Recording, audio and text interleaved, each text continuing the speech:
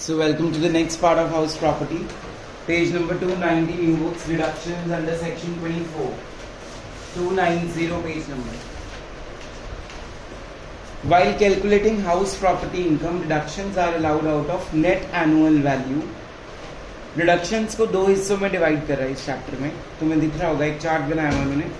In case of let out house और deem to be let out house. Deem to be let out का मतलब government मान रही है कि वो लेट आउट किया, चाहे वो लेट आउट नहीं है. और दूसरा in case of self occupied house. तो जो लेट आउट है और deem to be let out है उसके दो पार्ट्स हैं, 24 subsection A and 24 subsection B. जो ए है वो तो है स्टैंडर्ड डिडक्शन. क्या है? It is 30% of net annual value. कितना है? 30% ऑफ नेट एनुअल वैल्यू. और जो इंटरेस्ट ऑन मनी बोरोड है उसके भी आगे कुछ पार्ट्स हैं, तो हम इसको डिटेल में पढ़ेंगे. पहले सबसे पहले उसने एक्सप्लेन किया नीचे स्टैंडर्ड डिडक्शन 24 सबसेक्शन ए, इसकी थर्ड लाइन में लिखा होगा 30% ऑफ नेट एनुअल वैल्यू. अब वो कहता note actual expenses incurred by the owner not the tenant. जो ओनर के एक्सपेंसेस हैं उसकी deduction of house property are not to be considered. The standard deduction is available even if the owner has not incurred any expense for earning rental income. वो कहता है इसमें ये नहीं देखना कि स्टैंडर्ड डिडक्शन तभी देनी है अगर ओनर ने खर्चा किया है, चाहे ओनर ने खर्चा किया हो चाहे ओनर ने खर्चा ना किया हो, स्टैंडर्ड डिडक्शन सबको मिलती है. और वो कितने परसेंट है? 30% of net annual value. Second point very important. No SD is allowed in respect of self-occupied house property because the value of net annual value is of self-occupied is taken as nil. अब nil में से तुम 30% minus करोगे तो answer तो negative में आएगा. किसका 30% करोगे? तो इसलिए उसमें हम नहीं लेंगे. दोबारा पढ़ो ये point. No standard deduction is allowed in respect of self occupied house property because the net annual value of self occupied house is taken as nil. तो nil में से कुछ माइनस नहीं कर सकते, इसलिए नहीं लेना. तो उसने नीचे एक बारी चार्ट फिर से बना के दे दिया. जो लेट आउट हाउस है या deem to be let out house है उसका 30% और जो सेल्फ ऑक्यूपाइड है उसके ऊपर कोई स्टैंडर्ड डिडक्शन देने की जरूरत नहीं है. This is section 24 subsection A. Any doubts? उसके बाद है interest on housing loan 24 subsection B. मतलब गुरलीन ने कोई घर बनाया और उसके ऊपर उसने लोन लिया था, तो ये तब डिडक्शन मिलेगी. That is interest on housing loan. Now it says again it is divided into two categories. या तो वो लेट आउट है या वो सेल्फ ऑक्यूपाइड है. अगर तो बच्चे लेट आउट हाउस है, उसने घर बना के किराए पे दे दिया, लेट आउट हाउस है या deem to be let out house है, एक ही बात है दोनों में. तो क्या अमाउंट ऑफ रिडक्शन मिलेगी? जितना इंटरेस्ट गुरलीन कौर ने बैंक को पे किया होगा वो सारी reduction without any limit, infinite amount. लिख लो इसके साथ, इन्फिनिटी.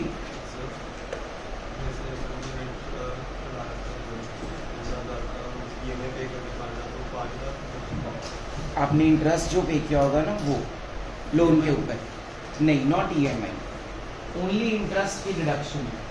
हेडिंग पढ़ो ना, इंटरेस्ट ऑन हाउसिंग लोन. वो ये नहीं कह रहा housing loan, it is saying interest on housing loan. For example तुमने 20 लाख का लोन लिया, उस पर टोटल इंटरेस्ट बना तुम्हारा 4 लाख, तो रिडक्शन 4 लाख की मिलेगी, 24 लाख की मिलेगी. ठीक है, ओके. उसके बाद है in case of self occupied house. बड़ा ही important point. Self occupied house में उन्होंने फिर से इसको दो कैटेगरीज में डिवाइड कर दिया.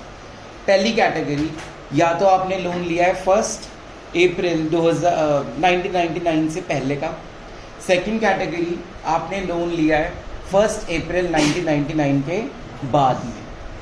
तो दो कैटेगरीज क्या हैं? पहली क्या है बोलो? Loan is taken before 1 April 1999. Second क्या है? Loan is taken after 1 April 1999. अब क्या कहता है वो? Interest on loan is allowed up to maximum of 30,000. अगर आपने लोन लिया है 1 अप्रैल 1999 से पहले का और आप उस पे इंटरेस्ट पे कर चुके हो 60,000, तो आपको डिडक्शन कितनी मिलेगी? सिर्फ 30,000. लेकिन अगर आपने इंटरेस्ट उस पर पे किया 29,000 तो आपको रिडक्शन मिलेगी 29,000। मैक्सिमम अमाउंट कितना है उसका 30,000। Any doubts? चले आगे। अगली कैटेगरी क्या कहती है 24B की, वो ये कहती है अगर आपने लोन लिया है 1 अप्रैल 1999 के बाद में, तो आपको यहाँ पे maximum amount of deduction of interest मिलेगी 2 लाख रुपए। जो ऊपर 30,000 था वो अब गवर्नमेंट ने कितना कर दिया, उठा के 2 लाख रुपीस कर दिया, प्लस कंडीशन रख दी। कंडीशन नंबर 1 कहता है आपका घर 5 साल के अंदर अंदर कंप्लीट होना चाहिए from the date of acquisition of loan. जिस दिन लोन सैंक्शन हुआ उसके अगले 5 सालों में आपने अपना घर कंप्लीट करना ही करना। अगर मान लो आपको लग गए 5.5 साल, कितने लग गए, तो जो 2 लाख का अमाउंट है वो रिकन्वर्ट हो जाएगा 30,000। जो 2 लाख रुपीस का बेनिफिट गवर्नमेंट आपको दे रही है, अब वो बेनिफिट कम होके किस पे पहुंच जाएगा, रुपीस 30,000। स्टोरी समझ आई गवर्नमेंट की? अगर लोन कब लिया है 1 अप्रैल 1999 के पहले, तो maximum amount of interest of deduction is rupees 30,000। If the same amount of loan is taken but the date is after 1st April 1999, the maximum amount of reduction will be rupees 2 lakhs, provided your house should be completed within 5 years. Otherwise, this 2 lakh amount will be converted into 30,000. Any doubts? Second, borrower obtains a certificate from a lender specifying the amount of interest payable. आपको उसका एक certificate भी government को जमा कराना पड़ेगा। अपने आप बैंक से लोगे आप वो सर्टिफिकेट कि हमने कितना लोन उतार दिया, कितना पेंडिंग पड़ा है, कितना इंटरेस्ट उस पर अभी तक मैंने पे कर दिया है। बैंक आपको वो सर्टिफिकेट देगा, आप इनकम टैक्स रिटर्न के साथ वो सर्टिफिकेट लगाओगे एज अ प्रूफ, फिर आप क्लेम कर सकते हो 24B and 24A। Clear? Okay. For repairs और for purchase construction of house property if such acquisition construction is not completed within 5 years as prescribed in point 1 above, interest on loan is allowed as reduction up to a maximum of 30,000। ये मैंने already explain कर दिया कि अगर आप 5 साल के अंदर अंदर घर नहीं बना पाते हो तो आपका 2 लाख वाला अमाउंट वापस से रिकन्वर्ट होगी, किसमें पहुंच जाएगा 30,000। क्लियर है? रिवाइज करते हैं एक बारी, फिर मैं क्वेश्चन कराता हूँ। मैं श्रेय बोर्ड पे देखना है। आज का टॉपिक क्या है हमारा, deductions.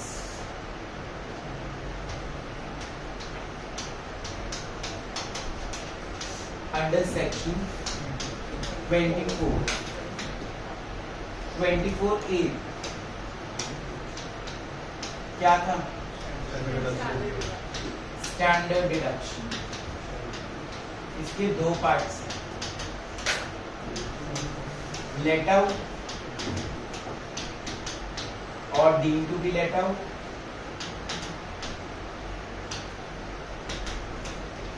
Second part self occupied. इस केस में कितना है 30% ऑफ नेट एनुअल वैल्यू। इस केस में कितनी है, नो रिडक्शन, क्योंकि नील पे कोई रिडक्शन नहीं है। सेल्फ ऑक्यूपाइड की नेट एनुअल वैल्यू ही नहीं है, तो नील के ऊपर कुछ 30% आप डिडक्ट नहीं करोगे। उसके बाद हमने कौन सा सेक्शन पढ़ा, 24B interest on housing loan. इसको भी 2 पार्ट्स में डिवाइड किया है।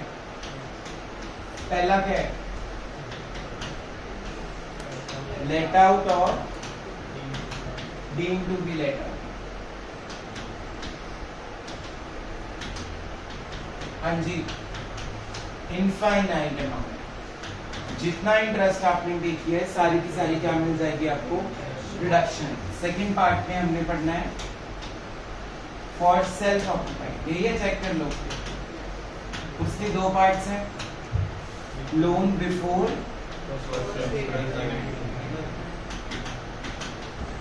तो कितने परसेंट, 30,000 मैक्सिमम इंटरेस्ट। 1 अप्रैल 1999 के बाद maximum amount.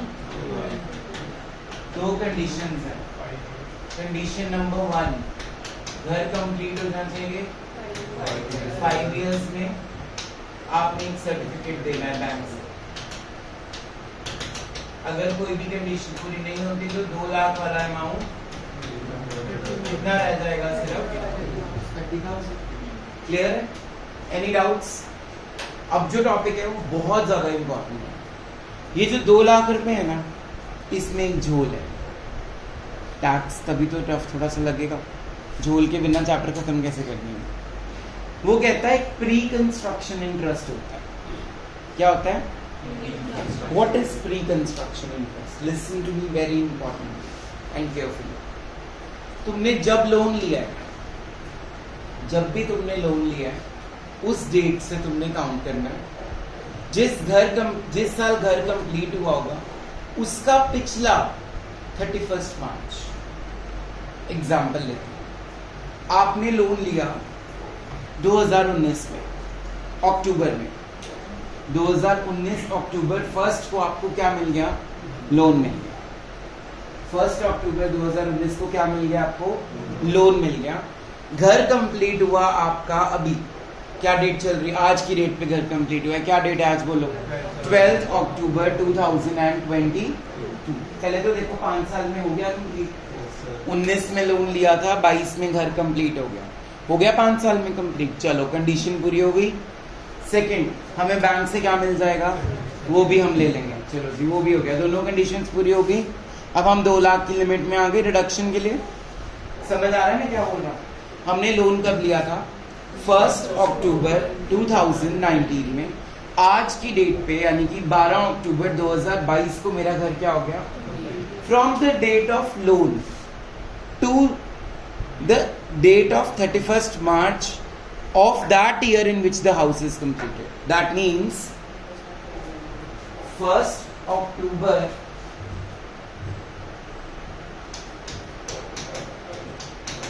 2019 to 31st March 2020, 1st April 2020 to 31st March 2021, 1st April 2021 to 31st March 2022. This period belongs to a special category in which we call it as pre-construction category.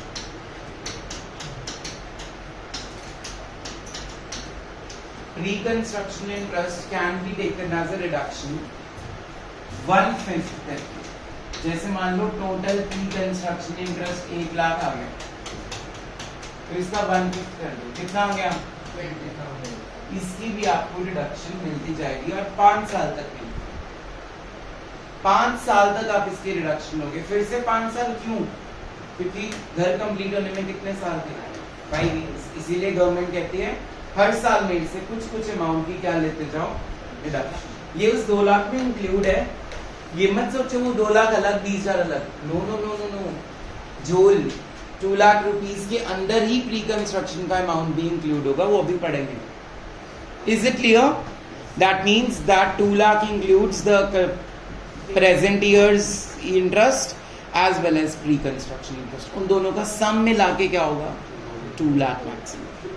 अगर वो सम मिला के exceed कर जाता है 2 लाख से, तो मेरे को मैक्सिमम गवर्नमेंट से छूट कितनी मिलेगी? 2 लाख। समझ आ गया? 5 साल तक रिडक्शन क्यों बोली है? क्योंकि घर कंप्लीशन की टाइम कितना दिया था? 5 साल। प्री कंस्ट्रक्शन का मतलब समझ आया? लोन की डेट से लेके जितना इंटरेस्ट बनता है, जिस साल घर कंप्लीट हुआ है उसका पिछला 31 मार्च। अक्टूबर 2022 का पिछला 31 मार्च क्या होगा? 31 मार्च 2022। अगर मेरा घर कंप्लीट होता फरवरी 2022 में, अगर मेरा घर कंप्लीट होता फरवरी 2022 में, तो उसका पिछला मार्च केड़ा बनता है? 2021। तो हम प्री कंस्ट्रक्शन सिर्फ कहां तक लेते हैं? 2021। Kartik, you getting my point और not? Is it clear to everyone? Next.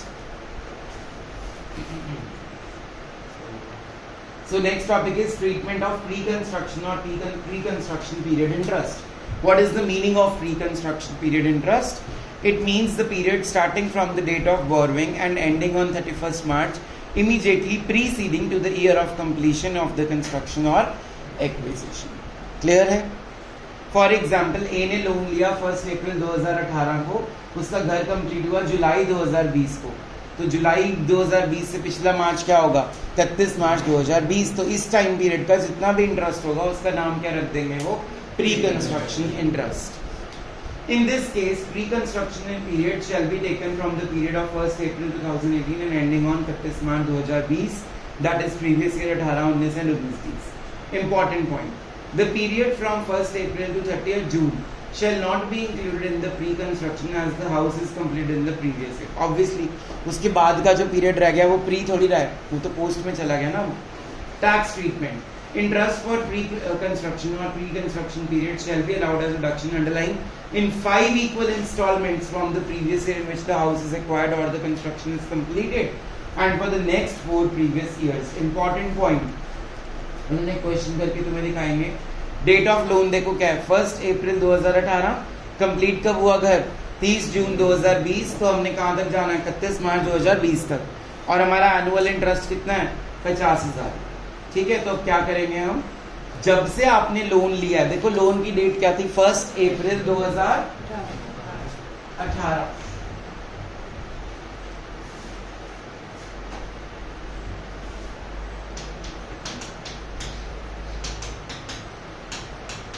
18-19 का इंटरेस्ट बना 50,000, 19-20 का भी बना 50,000, और उसके बाद 20-21 का भी बनेगा 50,000, 21-22 का भी बनेगा 50,000। अब मेरा प्री कंस्ट्रक्शन यहीं तक है, ठीक है, और मेरा करंट प्रीवियस ईयर ये है 21-22, ठीक है। इसको तो कर दो इग्नोर, इसकी डिडक्शन तो हम ले चुके होंगे। हम करंट ईयर की डिडक्शन ले सकते हैं ना इस साल, पहले ये चीज समझो। 22-23 में तुम टैक्स पे करोगे तो तुम्हें डिडक्शन सिर्फ किसकी मिलेगी? जो करंट प्रीवियस ईयर का इंटरेस्ट है, प्लस जो प्री कंस्ट्रक्शन था, कितना था टोटल? 1 लाख रुपीज। 1 लाख का 1/5 कितना हो गया? 20,000। इसकी डिडक्शन ले लो, 50,000 करंट ईयर की ले लो, तो टोटल डिडक्शन आपको कितनी मिलेगी? 70,000 और 2 lakh, whichever is less. Check करो इसका आंसर 70,000 निकाला। नेक्स्ट पेज पे उन्होंने आगे समझ, जो ईयर को उन्होंने बॉक्स में डाल के लिखा है उसको लिख लो ignore, because its reduction is already taken. उसकी रिडक्शन हम पिछले साल ले चुके होंगे। और ये जो प्री कंस्ट्रक्शन का रूल है, ऊपर मुंह, जो ये प्री कंस्ट्रक्शन का रूल है, मैक्सिमम कितने साल तक डिडक्शन ले सकते हो? 5 इयर्स। अगर मान लो घर कंप्लीट हुए 5 साल हो चुके हैं और मैं 2028 में पहुंच गया हूं, तो ये प्री कंस्ट्रक्शन का झंझट क्या हो चुका है? फिर खत्म। सिर्फ करंट ईयर की डिडक्शन आप लोगे। ऊपर मुंह सब लोग ध्यान से पॉइंट सुनो। मैंने लोन लिया 2014 में, आज मेरा प्रीवियस ईयर है 20-21 या 21-22, ठीक है, 21-22 है मेरा प्रीवियस ईयर। तो जो प्री कंस्ट्रक्शन इंटरेस्ट है वो 14, 15, 15, 16, 16, 17, 17, 18, 18, 19 में मैं ले चुका हूँ। हो गए 5 साल कंप्लीट, 1/5 ले लिया ना मैंने। तो उसके बाद प्री कंस्ट्रक्शन की जो लिमिट्स हैं वो क्या हो जाएंगी? फिनिश। अब मुझे सिर्फ किसकी डिडक्शन मिला करेगी? जो करंट ईयर का इंटरेस्ट मैं अभी तक दे रहा हूँ, क्योंकि लोन तो सालों साल चलते हैं। मान लो मेरा लोन 2040 तक चल रहा है, तो 40 तक मैं करंट ईयर की जो भी अमाउंट पे करूंगा, मैक्सिमम 2 लाख रुपए की मुझे क्या मिल जाएगी? डिडक्शन। तो ये भी ध्यान रखना है क्वेश्चन में, कहीं हमारे वो 5 साल कंप्लीट तो नहीं हो चुके लोन को लेके। अगर बच्चों 5 साल कंप्लीट हो गए हैं तो प्री कंस्ट्रक्शन सॉल्व ही नहीं करना। प्री कंस्ट्रक्शन का टाइम पीरियड निकल गया है तो वाई टू सॉल्व, ठीक है, ये ध्यान रखना पड़ेगा। 5 साल हो तो नहीं गए, हमारे करंट प्रीवियस ईयर में 5 साल आने चाहिए।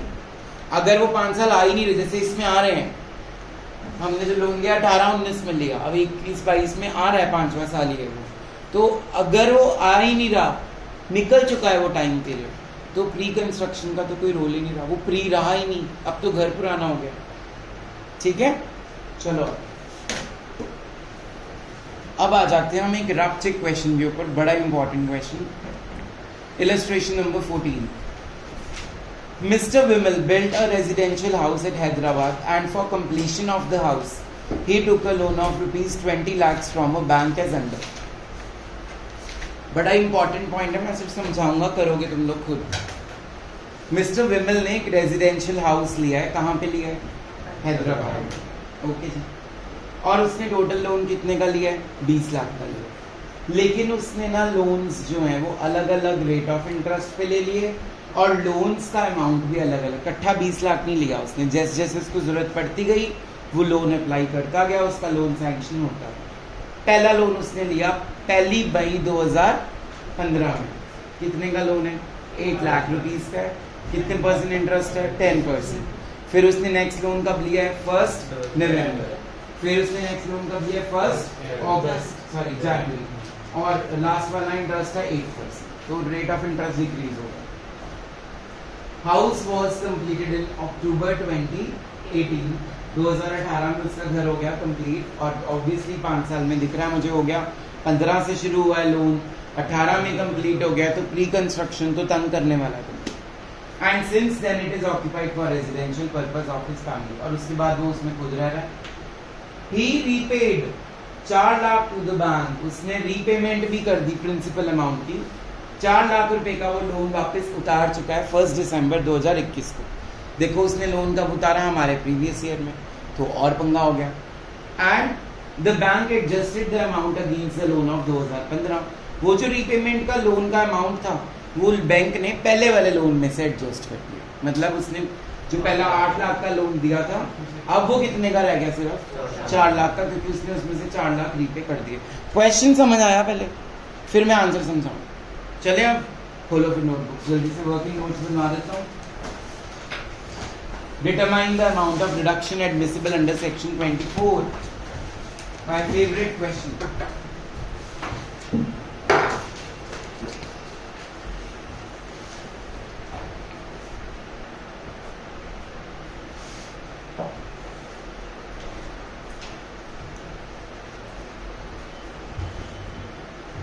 श्रेय समझ आ रहा है?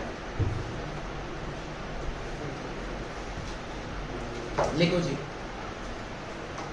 Date of loan.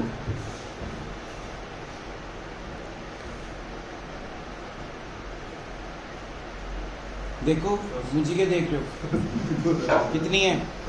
1 मई 2015 से लेके डेट ऑफ कंप्लीशन का पिछला 31 मार्च क्या बनेगा? अक्टूबर 2018 में घर कंप्लीट हुआ है, तो पिछला 31 मार्च 31 मार्च 2018. फटाफट लिखो. Calculation of pre construction period.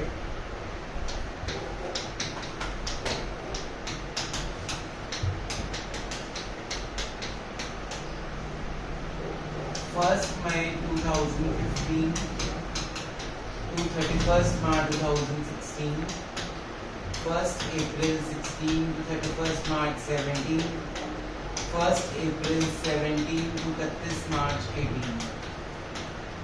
ठीक है? अलग अलग ईयर्स को आपने वहां तक पहुंचाना है. और ये याद रखना हमारा फाइनेंशियल ईयर खत्म कब होगा? हमेशा 31 मार्च irrespective of the date of loan. Section. What is the amount of first loan? 8 lakh rupees. Total time period of this loan?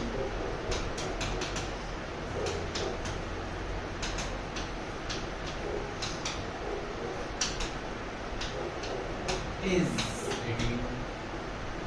1 year full. शाबाश. 1 year full. यहाँ मंथ्स काउंट करो. मई से मार्च कितने महीने? 11 मंथ्स. तो कितना टाइम पीरियड बन गया? 2 years 11 months.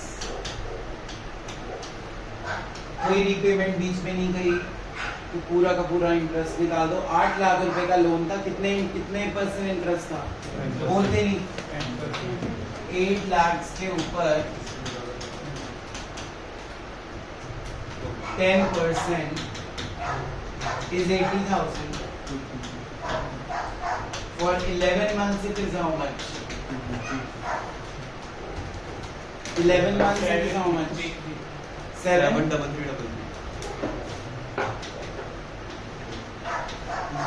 बस चार्ज नहीं है। ओके, ये पहले वाले मंथ का, पहले वाले ईयर का निकाला मैंने। अब इसका निकालेंगे। 8 लाख रुपीस के ऊपर 10%, how much? 80,000 for full year. Similarly, 8 lakh rupees के ऊपर 10% again 80,000 rupees. So what is the total interest? 1 plus 2 plus 3. जल्दी 2,30,000. आ गया पहला वर्किंग लोन समझ। अभी तो पहला लोन हुआ है सिर्फ, जस्ट फर्स्ट लोन हुआ है अभी। क्लियर हो गया? फटाफट से नोट डाउन करो, फटाफट से, जल्दी।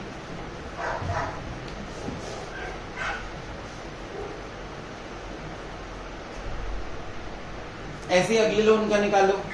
डेट ऑफ लोन से कंप्लीट हुआ है जब तक उसका पिछला 31वां।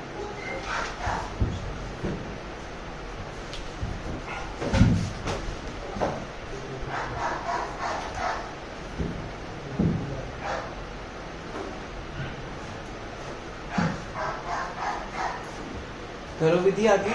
नेक्स्ट लोन देखो, डेट क्या है उसकी, वहां से लेके जाओ अक्टूबर तक।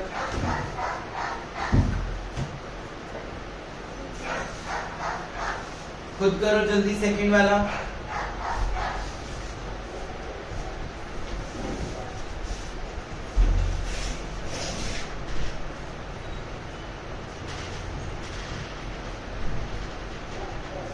कितना टाइम बन रहा है गुरलीन उसका टोटल, सेकंड वाले लोन का?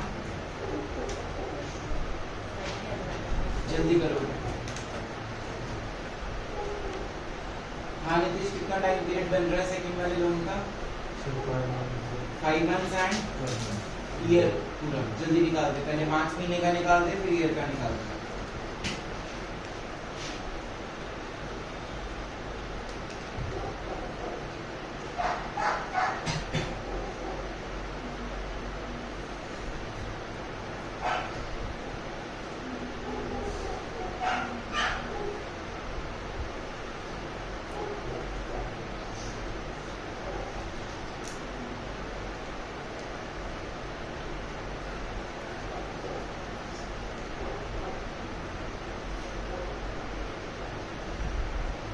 श्रेय, सेकंड लोन की डेट बताना बेटा, सेकंड लोन की डेट बताओ।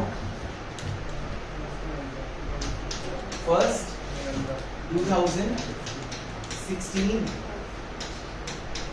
से 31 मार्च 2018 तक जाएंगे। फर्स्ट नवंबर 2016 से 31 मार्च 17, फर्स्ट अप्रैल 2017 से लेके 31 मार्च 2018। आगे डेट ऑफ मार्च। अब ये मंथ्स कितने बने? 5 months, और ये क्या बना? 1 year। हाँ जी, कितने का लोन है श्रेय? 8 लाख रुपीस। कितना इंटरेस्ट है इस पे? 9% for 5 months। 30,000। उसके बाद 8 लाख रुपीस के ऊपर for 9%, how much? Total amount of this is 1,02,000 as pre-construction loans। Third loan कब लिया श्रेय हमने? थर्ड लोन 1 जनवरी 2018, और हमने जाना है 31 मार्च 2018 तक की। कितने मंथ्स बने? Jan Feb March. कितने मंथ्स बने बोलो? 3 months। कितने का लोन है श्रेय? 4 लाख के ऊपर 8% for how many months? 3 months। निकालो अमाउंट। 8,000। क्लियर है? एनी डाउट स्टिल है?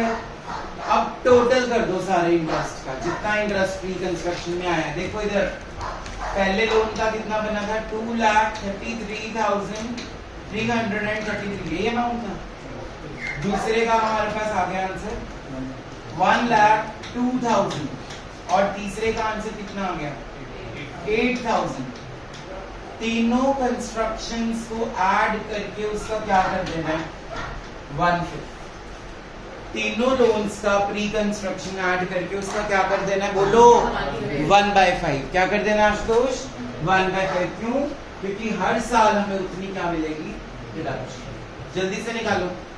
6, 8, 6, 6, 7, 6, 8, 6, 6, 7, 6, 8, 6, 6, 7।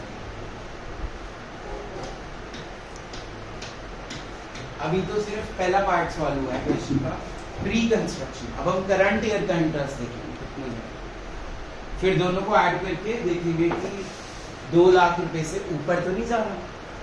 अगर जा रहा है तो मैक्सिमम कितना दे देंगे, 2 लाख। बस क्वेश्चन खत्म।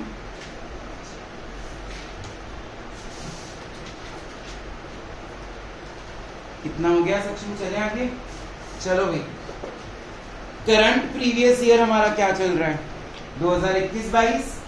21-22 में आपने 4 लाख रुपए की जो है वो रीपेमेंट करी है। पढ़ो line. he repaid 4 lakh to the bank on 1st December 2021। तो अब आप कैसे इंटरेस्ट निकालोगे करंट ईयर का, मुझे ये बताओ। 2021 दिसंबर में 1 दिसंबर को आपने रीपेमेंट कर दी, कैसे निकालोगे करंट ईयर का इंटरेस्ट। दिसंबर तक 4 लाख रीपे किया उसने, पूरे 8 लाख लगा। अच्छा, पहले 8 लाख रुपीस के ऊपर पूरा इंटरेस्ट लगा देंगे अप टू नवंबर। अप्रैल, मई, जून, जुलाई, अगस्त, सितंबर, अक्टूबर, नवंबर, 8 महीने। और उसके बाद 4 लाख रुपए हमने दे दिए, तो अब रह कितना गया हमारे पास लोन, 4 लाख का लोन रह गया। उस 4 लाख के ऊपर कितने महीने जाएंगे, और दिसंबर, जनवरी, फरवरी, मार्च, कितने मंथ्स बने, 4 मंथ्स। पहला क्लियर हो गया, पहला लोन खत्म। दूसरा लोन तो चल ही रहा है, अभी रीपेमेंट हुई नहीं, वो पूरे साल का। तीसरा लोन भी चल रहा है, उसकी भी रीपेमेंट नहीं हुई, वो पूरे साल का। तीनों लोन्स के अमाउंट्स जो निकलेंगे वो क्या कर देना, ऐड, वो आ जाएगा करंट ईयर का इंटरेस्ट। Very good Ashutosh. सिर्फ कैसे करना है देखो एक बारी। हमारे पास कार्तिक फर्स्ट लोन कितने का है बच्चे, फर्स्ट लोन 8 लाख रुपीज का। अब हमारा जो करंट ईयर है वो है अप्रैल 1, 2021 से लेके 31 मार्च 2022 तक। ये है हमारा करंट ईयर। तो 1 अप्रैल 2021 से लेके 1 दिसंबर 2021 पे मुझे पूरा 8 लाख के ऊपर लोन देना है, इंटरेस्ट देना है। 10% का पहले लोन, 10% फॉर 8 मंथ्स। उसके बाद मैंने रीपे कर दिए 4 लाख रुपीस, बैंक को वापस कर दिए। तो 8 लाख में से 4 लाख मैंने दे दिया, तो अब मुझे इंटरेस्ट किस पे देना है, 4 लाख पे देना है, 10% देना है। अगर 8 महीने यहाँ है तो यहाँ कितने बनेंगे, 4 मंथ्स। ये आ गया मेरा पहले वाले लोन का करंट ईयर का इंटरेस्ट। क्लियर विधि। मेरा सेकंड लोन कितने का है बच्चे, सेकंड लोन बोलो 8 लाख रुपीस का। 8 लाख रुपीस के ऊपर कितने परसेंट है, 9%। इस पे पूरे साल का ही निकालेंगे क्योंकि इसकी कोई रीपेमेंट का कोई चक्कर ही नहीं है। क्लियर हो गया। गुरलीन थर्ड लोन कितने का है मेरा, जल्दी 4 लाख। इसके ऊपर कितने इंटरेस्ट था, 8%। इसके ऊपर भी हम पूरे साल का निकालेंगे क्योंकि हमने इसकी भी कोई रीपेमेंट नहीं की। अब सारे पेमेंट्स को जो भी इंटरेस्ट आपका निकला उनको ऐड कर दो, उसमें प्री कंस्ट्रक्शन का अमाउंट ऐड कर दो, चेक करो क्या वो 2 लाख बन रहा है। अगर वो 2 लाख से नीचे बन रहा है तो वेल एंड गुड, ज्यादा बन रहा है तो मैक्सिमम कितना दे दोगे, 2 लाख। फटाफट से कंप्लीट कर लो क्वेश्चन को। नेक्स्ट टॉपिक बोलो, treatment of arrears of rent received और unrealised rent realised subsequently, page number 294। Kartik मिल गया टॉपिक। टॉपिक का मतलब समझो क्या है, आपको करंट ईयर में आपका अनरियलाइज्ड रेंट रिकवर हो गया। आप मार्केट जा रहे थे, आपको आपका टेनेंट दिख गया, आपने उसको बोला हाँ भाई तू भाग गया मेरा रेंट लेके, उसने वहीं पे आपको पैसे दे दिए, तो अब उसके ऊपर भी टैक्स देना पड़ेगा, प्लस आपको उसके ऊपर भी डिडक्शन मिलेगी क्योंकि अगर वो उस टाइम पे रिसीव हो जाता तो आपको उसी टाइम डिडक्शन मिल जाता। पढ़ते हैं इस टॉपिक को, वेरी इंपॉर्टेंट, गुड लिंक और read out. It shall be deemed as income of the year in which recovered even if the assessee does not own the house property during the previous year. चाहे assessee ने वो घर ही बेच दिया हो, but उसको income तो मिली है ना, तो it is chargeable to tax. 30% of the arrears of rent or the unrealized rent realized subsequently by the assessee shall be allowed as deduction. ठीक है, उसको डिडक्शन भी देंगे 30% स्टैंडर्ड डिडक्शन। चलो जी, next topic, property owned by co owners, मतलब कई बार क्या होता है मिलजुल के प्रॉपर्टी ले लेते हैं, इस केस में क्या है? Ishita read out. Property owned by co-owner, section 26. If share of co-owners is determinate, the income of such house property is calculated as one house and income is divided amongst co-owners. They shall be entitled to relief under section 23 subsection 2 as if they are individually owners of such property. जो उनकी ratio बनेगी, जैसे मान लो 10 लाख श्रेय ने लगाए, 20 लाख कार्तिक ने, 30 लाख इशिता ने, और घर ले लिया, तो जो उनकी रेशियो बन रही है 3:2:1, उसमें मान लेना आंसर, और क्वेश्चन को ऐसे ही करना है नॉर्मल तरीके से जैसे। नेक्स्ट टॉपिक, जॉइंट एक्सपेंसेस, पढ़ो Gurleen. Joint expenses. Divide the expenses in the ratio of MRV or underline municipal- MRV। Joint expenses को कौन सी रेशियो में बांटना है? म्युनिसिपल रेंटल वैल्यू में, या फिर or municipal taxes or या fire फिर insurance. फायर इंश्योरेंस, जो भी आपको क्वेश्चन में गिवन होगा, और इस ऑर्डर ऑफ रेफरेंस को फॉलो करना है। ठीक है, सबसे पहले आपने क्या देखना है? MRV। फिर क्या, अगर वो नहीं गिवन क्वेश्चन में, फिर क्या देखना है? बोलो, म्युनिसिपल टैक्सेस। अगर वो भी नहीं गिवन क्वेश्चन में, फायर इंश्योरेंस एक्सपेंसेस, जो भी उसकी रेशियो बनेगी उसमें बांटना। बेटा या इन तीनों में से एक चीज गिवन होनी चाहिए क्वेश्चन। हाँ, इंडिपेंडेंट यूनिट्स के अलग अलग गिवन होंगे। Next, loss from house property, good link को। This loss can be set off from any income of the same year with effect from assessment year 1999 to 2000. Any loss under the head house property, whether from let out or self-occupied house, which remains unadjusted, can be carried underline, forward. 8 years तक आप उस loss को अपने साथ आगे लेके चल सकते हो। सुनो मेरी बात ध्यान से, एवरीवन बी अटेंटिव। आपको हाउस प्रॉपर्टी से लॉस हो गया, 1 साल क्या हो गया आपको हाउस प्रॉपर्टी से, अगले साल प्रॉफिट हो गया, तो अगले साल का टैक्स देने से पहले पुराने साल वाला लॉस उस प्रॉफिट में से सेट ऑफ कर। फॉर एग्जांपल, मुझे 1.5 लाख का लॉस हुआ और अगले साल 4 लाख का प्रॉफिट हुआ, तो मुझे अब 4 लाख रुपए में से 1.5 लाख रुपए की पहले क्या हो जाएगी? डिडक्शन मिल जाएगी। और ऐसा कब तक कर सकते हो आप? एक लॉस को आप कब तक कैरी फॉरवर्ड कर सकते हो? 8 सक्सीडिंग प्रीवियस ईयर्स। ठीक है, याद रखना 8 इयर्स तक आप उसको आगे लेके चल सकते। क्लियर है टॉपिक? नेगेटिव एनुअल वैल्यू, पढ़ो गुली। This situation is possible only when the amount of municipal taxes actually paid by the owner are more than the annual rental. Obviously negative तभी आता है, या फिर सेल्फ ऑक्यूपाइड हाउस की value अगर deal हुई, तो in this case only one reduction of interest on loan is allowed as per above rules, hence there will be loss under such house. जब नेगेटिव नहीं आ गया तो डेफिनेटली आपको प्रॉफिट तो हो नहीं रहा, आपको क्या हो रहा है? लॉस। फिर वो लॉस वाला रूल उस पे अप्लाई हो जाएगा। With this, your house property chapter is fully completed from SLS. Okay. Homework is up to illustration number 19. 19 तक illustrations करके आए।